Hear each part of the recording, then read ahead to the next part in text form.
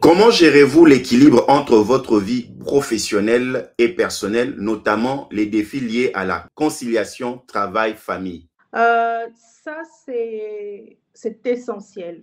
Comme je le disais tout à l'heure, il est très, très important d'avoir une base familiale qui vous soutient. Mettre en place un système qui vous permet d'être à la fois à l'aise au travail. Lorsque vous travaillez, vous ne pensez pas à ce qui se passe à la maison.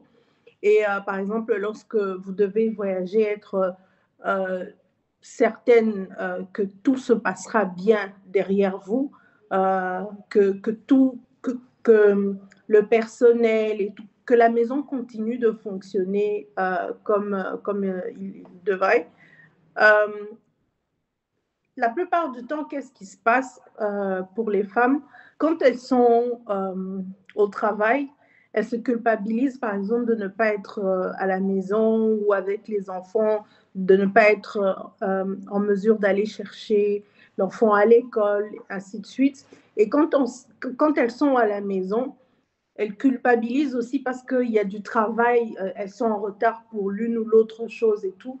Donc, il y a à chaque fois ce tiraillement, je pense, qui n'est pas, qui est difficile à vivre. Donc, à un moment donné, il faudrait faire la paix avec les deux composantes, la famille et le travail.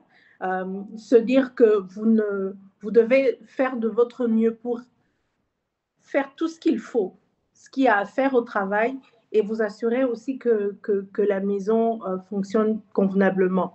L'employeur aussi doit mettre en place ou en œuvre, on va dire, des politiques qui favorisent aussi, et c'est ça l'équité, permettre par exemple à la mère célibataire de pouvoir travailler tranquillement, être en mesure d'avoir une flexibilité, par exemple, dans les horaires pour aller chercher son enfant à l'école.